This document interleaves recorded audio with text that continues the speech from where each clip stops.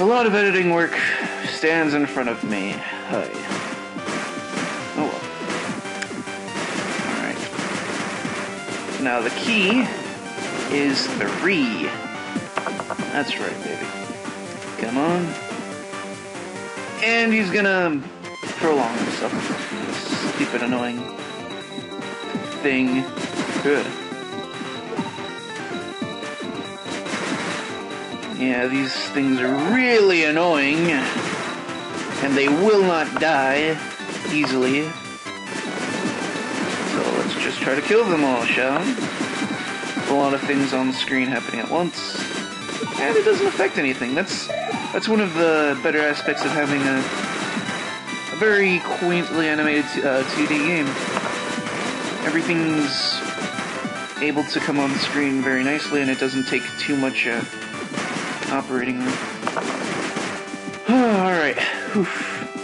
Now, as I said before, 3 is the key. So we're going to want to be wary of that. Take that out. Sorry about my voice there. Don't want to die. And there we go. Very close call. Come on. Sheesh. There we go. And as you saw before, it said the sandstones were awoken. Those are the sandstones it was talking about. And now we are introduced to crocodile head things. They get a little bit more difficult later on when they grow appendages. And here's Jenka's house. Let's drop off her dog. Oh my. And there we go. Each time we bring back a puppy, something interesting happens. Well, new dialogue happens. The first time something interesting happens, because now apparently we find out that Balrog and Misery are in cahoots in some means with Jenka. Not specifically a camaraderie, but there seems to be some kind of familial aspect to how they talk about each other.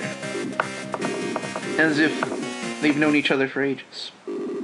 We'll find out more about that way later on, when I've probably gone into insanity from how difficult this game gets. Oh yeah. And now she puts on the pity act, and now we have to find her puppies. That's the only way we can continue the story, so there's no point in arguing. Let's just move on. And now just make an arrow straight up.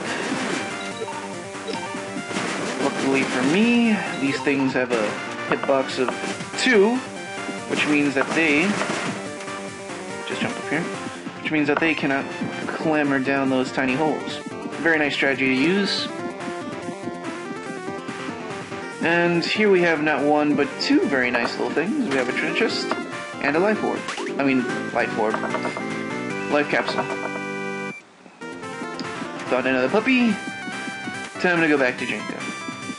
The first 3 puppies are pretty easy, but the later 2 require a lot of trekking, which would have been made much easier by the machine gun, because an awesome thing about the machine gun is when you point it down and shoot, you're actually propelled upward. That, however, becomes kind of obsolete later on, even though I like that means of, like, breaking the, what's it called? Breaking the platforming elements. But if you keep on to the Polar Star, you are allowed a choice of 2 very powerful weapons. One will show kind of later on. Well, we'll show where you can get it later on, which is the snake. And I might show where you can get the what's it called? The spur. That's the name of the spur. And over there's just a bunch of parts, other useless stuff, not necessary for us. Let's keep on down. And now we have parrot slash these things. Very annoying. Very dangerous. Gotta be careful with these guys. The trick is mostly to get the parrots, because there's a little chance that that the skeletons can actually do much damage. As you can see, they usually end up just going around in a circle. Take them down. And be careful to not fall. Oh, ooh, okay. And there we go. Nice and easy. Let's just try to jump over all this. And now we gotta make that jump up there. There we go. And hey, another dog. But before we can get it, it goes on in here. This is another segment that isn't secret that you actually need to do. And that's of... There we go. Come on. There we go. Oof. That's of walls that don't show themselves. Very nice. But hey, we got another puppy. It's very difficult to find the right way to do this the first time. Very, very annoying. Because if you just go this way, like the way that you think you're supposed to go, you just... How do you do it? Jump here, you can just go in there, and there's an alligator waiting to chomp you up. Not a nice experience for anyone. Alright, now time to just go back down. Which will not be easy because of this annoying little thing here. What?! I'm keeping that in just because of how ridiculous that is! The ricochet. Oh well, let's try that once more. As you can see though, very annoying, very deadly. Everything from here on out is gonna be a one-hit KO. Holy. But we can do this. And there we go.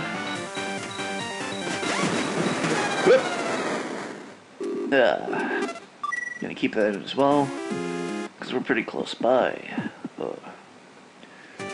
Seriously, this is a very annoying stage, but it's also pretty entertaining, and it's one of the more difficult ones. Well, it's the beginning of more difficult ones, because there's still many more stages at Trumpets.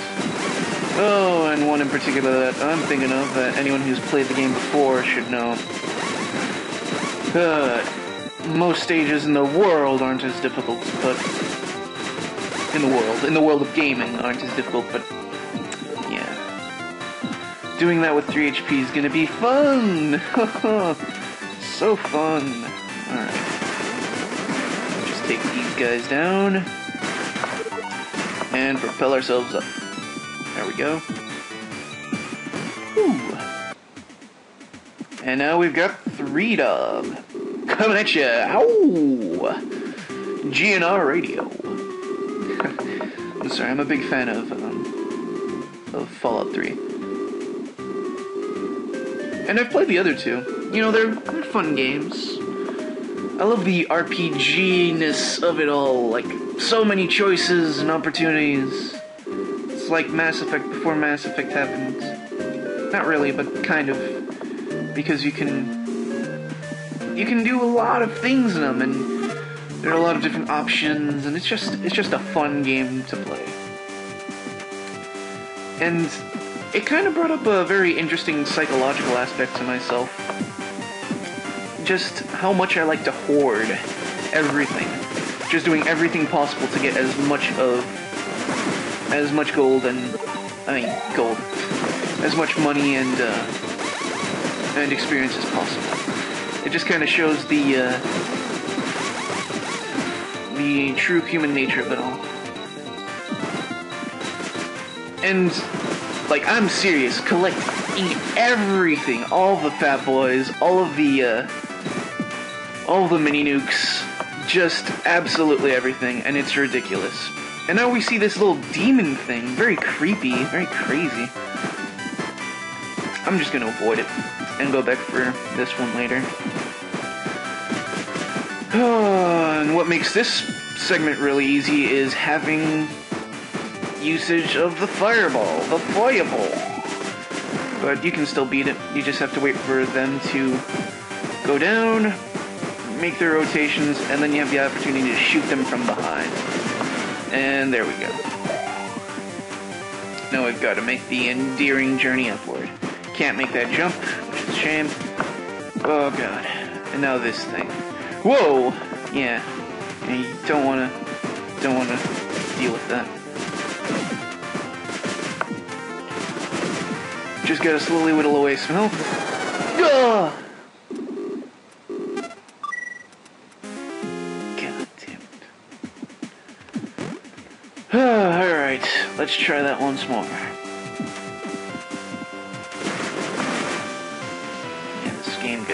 pretty friggin' A. But that's what you get for doing it in 3 HP, right? Now time to take out these guys. And another. Ah! I'm keeping both those things in. I don't care about fail. Alright. Once more.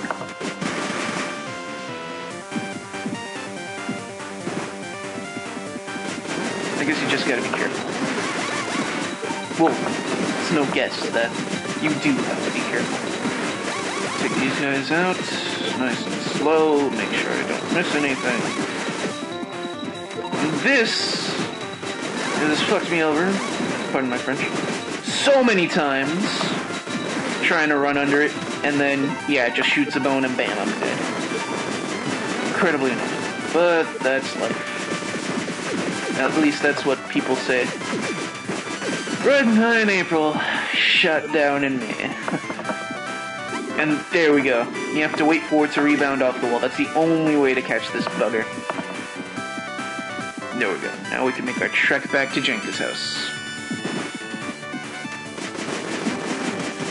But yeah, what I was gonna say is a very interesting little thing about the animation there for the parrots thing is that when you shoot it, it's kind of like it's going down towards you. I don't know, I just found that very interesting. And we just wait for them to pass. Okay. There we go. And we're back to Jenka's house that quickly. And here's a fun little thing that I found out. And now we're only missing one puppy, which is all the way on the other side of the level. Just great. Arf. Arf, arf. Arf, arf, arf. Boop. I don't know, I found that entertaining.